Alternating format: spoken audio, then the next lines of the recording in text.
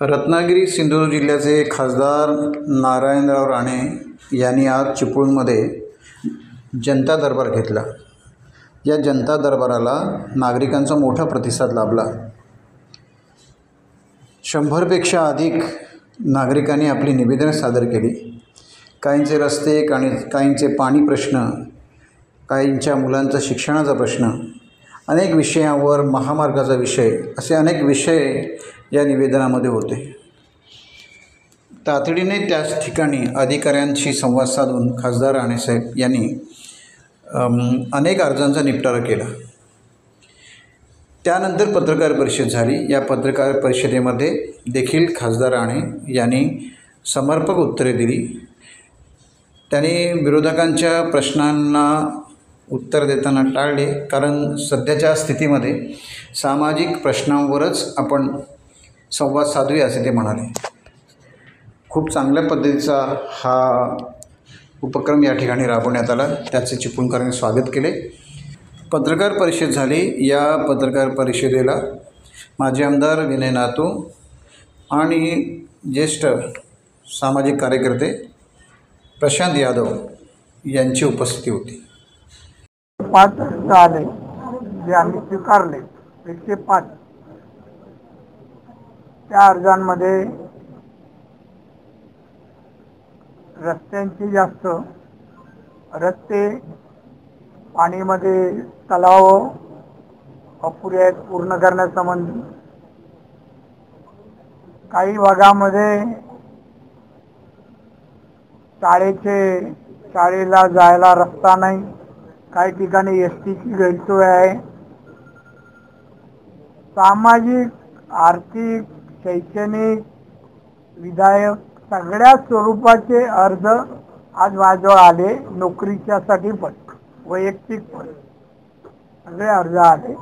त्यातले काही अर्ज मी ताबडतोब उत्तरं दिली, निकाली काढली, आणि बाकीची जे आहेत 90च्या जवळपास ते मी वाचन करून संबंधित विभागाकडे त्यांची कामं पूर्ण मी करेन हा विश्वास मी माझ्या भाषणात व्यक्त केलेला आहे।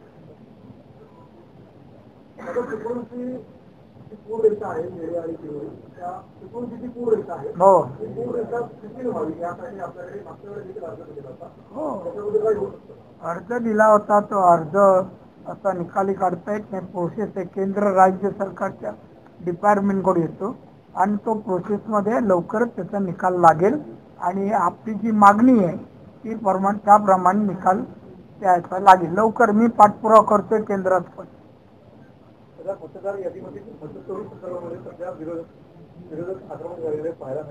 कुठे विरोधक? कुठे? कोण आदित्य ठाकरे? काय आहे त्याचं विधायक सामाजिक काय सांग ना। काय नुसतं आपलं उद्योग 5 पैशाचं काम नाही, आणि ते TV आणि चॅनेलवर 21 ठाकरे कुटुंब एकत्र आपल्या घरीच जातात ना ते लोक। काय दाखवता ते मातोश्रीवर राज ठाकरे गेले, हे दुसरं काही दाखवा। लोकहिताची कामाचं विचार ना तुम्हाला, एक नाही कुठलेही विचार, हे काय? मी मला त्या ठाकरे याच्या संबंधी एकही प्रश्नाला मी उत्तर देणार नाही।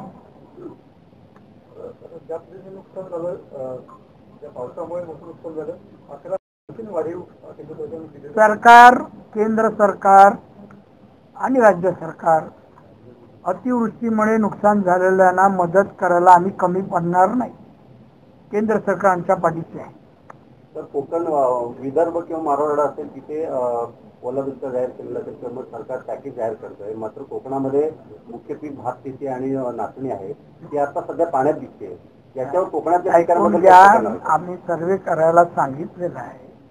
सर्वेचा रिपोर्ट येतात, ते नुकसान झालं असेल तर तिथे झालं, तर इथे का महाराष्ट्रामध्येच आहोत ना आपण, इथे पण ते होईल। पण जरा येऊ दे ना, सर्वेचा किती टक्के वगैरे जरा कळू दे नुकसान झालं की। शेतकऱ्यांची कर्जमाफी व्हावी, 7-12 करोड व्हावा म्हणून बच्चू सुद्धा आंदोलन करतायत। रामटेक वरती सुद्धा ते खुश करण्याच्या तयारीमध्ये आहेत। पूर्ण कोण बच्चू कडू? कोण आहेत ते? तू कोणाची पण घे, तू काय आमच्या रत्नागिरीत आहे काय बांगलादेशात आहे? काय विचारतोय बच्चू कडू? त्याला काय आंदोलन हवं लागतं? कधी झाडावर चढतो, काय कधी ह्याच्यावर चढतो, ते नेहमी तेच असतो त्याचा। चांगल्या लोकांचं नाव घेत नाही. बच्चू कडू काय, आदित्य ठाकरे काय, अशा लोकांचं नाव घेत. उपद्रवी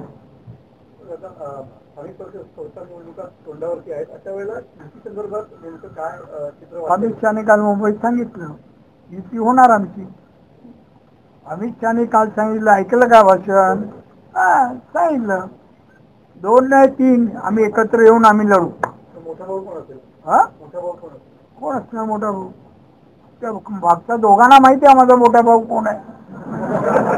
काय विचार नाही.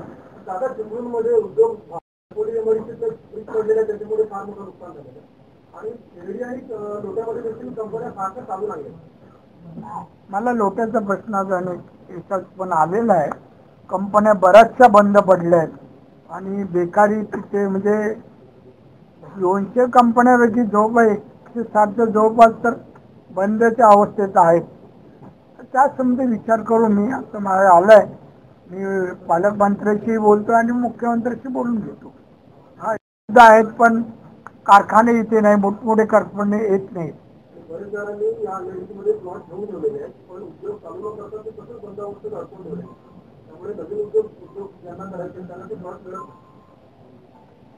नवीन इंडस्ट्री म्हणजे कारखाने उभे राहावे, नको ते उद्योग आपल्याला नको आहेत. रामपूरच्या तालुका आणि तालुका तो आता अशी परिस्थिती नुसतीच जागा पडली आहे पण प्रत्यक्षात कार्यवाही होत नाही. तुम्ही मी माहिती घेईन आणि त्या संबंधी तिथे कुठली इंडस्ट्री येऊ पाहते असेल तर त्यांना ती जागा दाखवण्यात येईल. दादा काल उद्धव ठाकरेंच्या असा उल्लेख केलेला आहे. त्याला बघ काय चांगलं बोलता येतं. उद्धव ठाकरेला शुद्ध चांगले विचार देता येतात. देशाचे गृहमंत्री आहेत म्हणा, देशाचे 370 बाळासाहेब देशमुख बोलेल ना रद्द, त्या माणसाने आणि मोदीने कॅन्सल केलंय. अशा माणसाला तू काही तोंडाला येईल बोलेल. त्याला चांगलं बोलते तुम्ही, खरं त्याला नाव पण घेऊ नका हो. नाव घेण्यालायक पण नाही माणूस तो. विकृत माणूस आहे, विकृत. मी शब्द देतो आता. संजय राऊत असं म्हणत आहे की भाजपवाले कुबड्यांचा वापर करतात आणि कुबड्यांचा वापर झाल्यानंतर फेकून देतात. हा त्याचा अनुभव आहे. आता संजय राऊतच कुबडी बनला शिवसेनेत. तो जरा म्हणा थोडे दिवस जाऊ दे, ते फेकून देतील. आणायचा प्रयत्न करणार, वाटत दिसत नाही मला. भाजपात मी जिथे आहे तिथे माझ्या पक्षाला 100% यश मिळवून देण्यासाठी सर्व मेहनत माझी मी लावून द्यायचं. सिंधुदुर्गामध्ये युतीमध्ये फूट पडेल काय आगामी? आम्ही एकत्र लढणार आणि ते फूट पडेल काय? अशुभ का बोलतोय मला कळत नाहीये.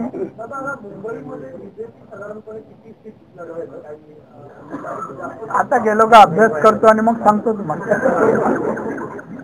आता नेहमी तुम्ही निवेदन जे अशा प्रकारचे आहेत ना, मी ती वेगळी ठेवलेत. मी त्या संबंधित कंपनीच्या मालक जे कोण आहेत त्यांना बोलवणार. काही जणांचे पगार घेतले आहे, काही टेम्पररी, असे 3-4 अर्ज आहेत.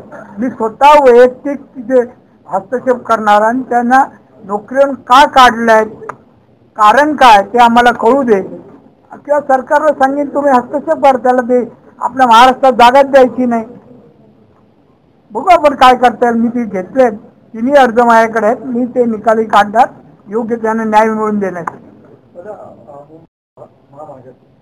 काय नेमकं तुमच्याकडे माहिती आली प्रगतीपत्रावरती काय आहे? माझ्याकडे माहिती आली काय, माझ्याकडे इनकमिंग कमी येतं सध्या. काय आहे तुम्हाला एक सांगू, पावसाळा तुम्ही पाहता आजही पाऊस आहे. आजही रस्ता करून राहील का तो? पाऊस जरा कमी होऊ दे, आम्हाला 2 महिने मिळू दे, आमचा रस्ता पूर्ण होईल. मी सुद्धा नितीन गडकरीशी बोललेलो आहे आणि नितीन माझा चांगला मित्र आहे. तर मित्रत्वाचा उपयोग मी आमच्या नॅशनल हायवे नंबर 66 करी. दादा जनता दरबार आपण घेतल्यात आणि अनेक लोकांनी नाही, मला मी पाहिला नाहीये आणि शरद पवारांनी तसं म्हणाले असतील तर मी माहिती घेईन हायवे डिपार्टमेंट कडून आणि खराब असेल तर ताबडतोब सांगेन. आता त्या PWDच्या अधिकाऱ्यांना मी रात्री बोलवलंच आहे 8 वाजता.